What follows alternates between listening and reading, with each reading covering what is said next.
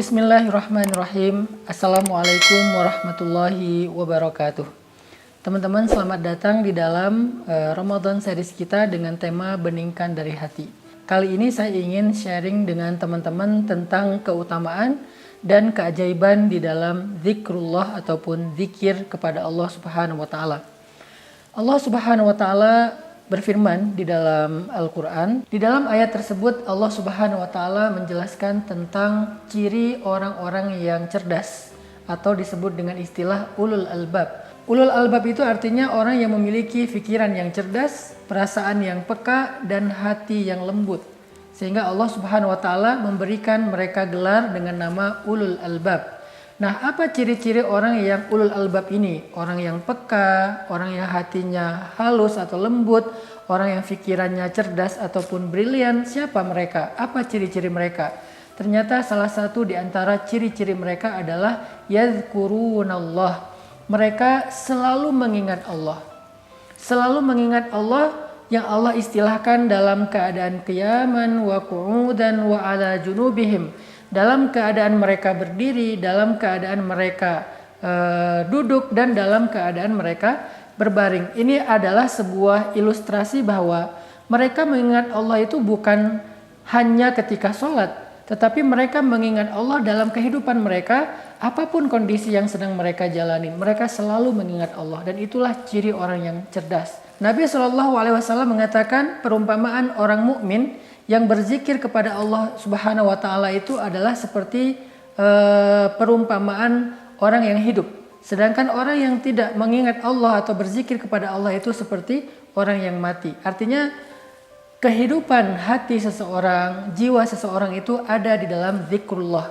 Sehingga bisa dikatakan hati yang tidak pernah berzikir, jiwa yang tidak pernah mengingat Allah, pikiran yang tidak pernah mengingat Allah, itu seperti jasad tanpa nyawa. Jasad tanpa nyawa maka disebut dengan mayit dan tidak berharga. Inilah diantara banyak sekali dalil-dalil tentang keutamaan zikir. Nah, bagaimana cara kita berzikir kepada Allah Subhanahu wa taala agar kita termasuk ulul albab, agar kita dianggap sebagai orang yang hidup, agar kita diumpamakan seperti syajaratun thayyibah, pohon yang berkah, agar kita diistilahkan dengan buah jeruk yang harum dan manis dan juga sehat. Bagaimana cara kita berzikir kepada Allah Subhanahu wa taala? Yang pertama adalah berzikir kepada Allah dengan lisan.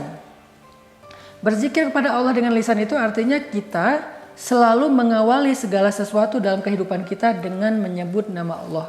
Itu zikir lisan kita yang paling gampang. Minimal kita bilang bismillah. Dalam aktivitas apapun, selama aktivitas itu adalah sesuatu yang baik dan sesuatu yang mubah, maka kita awali dengan bismillah. Bahkan sesuatu yang mubah itu artinya tidak berpahala, tidak berdosa. Kayak kita lagi olahraga, kita lagi makan, kita lagi tidur, itu kan pekerjaan-pekerjaan atau aktivitas yang tidak berpahala tapi juga tidak berdosa.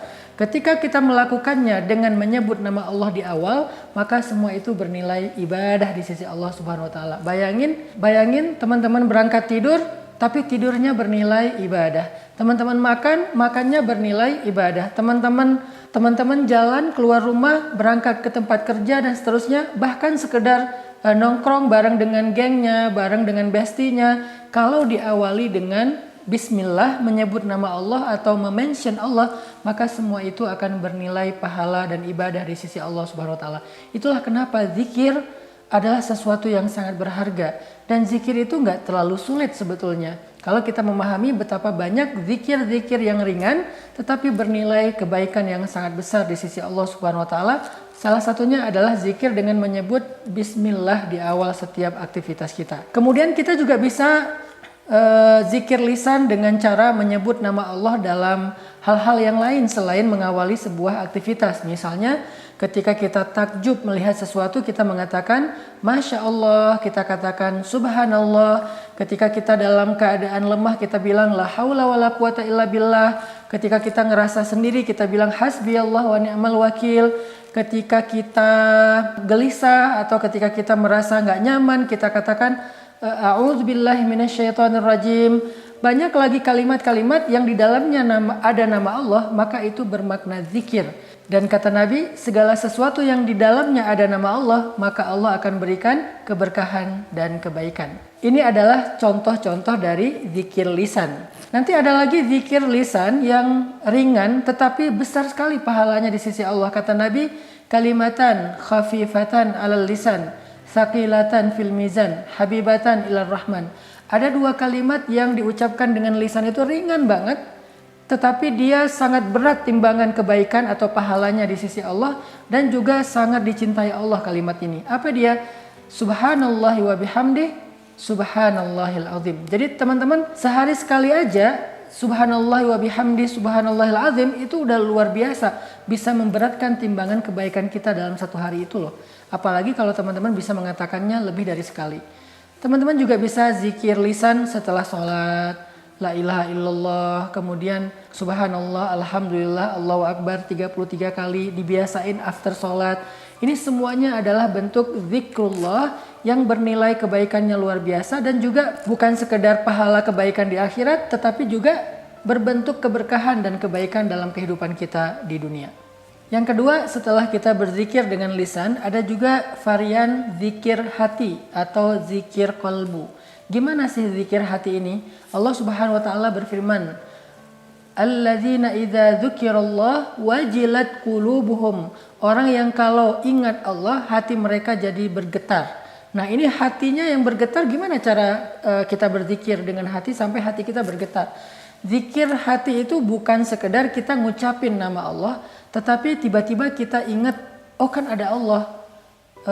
Oh kan saya udah ngelibatin Allah. Ya udah deh, serahin aja sama Allah. Nah, ketika kita ingat dengan pikiran kita, lalu ingatan itu kita masukkan ke dalam hati dalam bentuk belief, dalam bentuk yakin, dalam bentuk percaya, maka itu artinya kita sedang zikrullah dengan hati. Jadi bukan diucapin doang, tapi ingat gitu. Jadi hati itu connect dengan pikiran dan ingatan kita.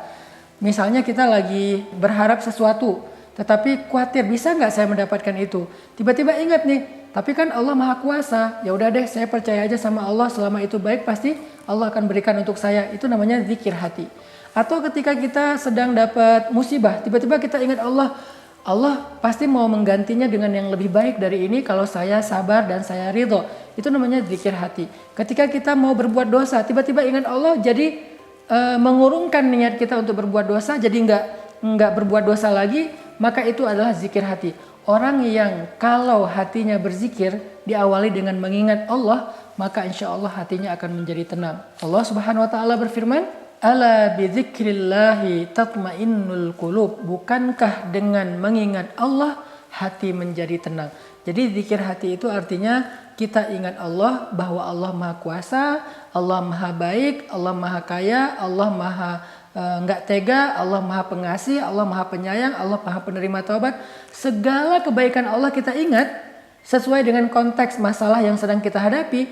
Lalu kemudian kita belajar yakin dengan kebaikan Allah itu, insya Allah terasa di dalam hati kita dalam bentuk tuma'ninatul qalb, tenang hatinya, maka itu berarti kita sudah berzikrullah dengan hati itu.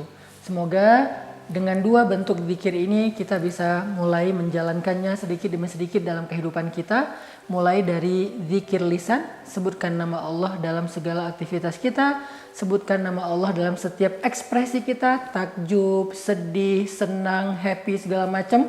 Sebutkan nama Allah di dalamnya.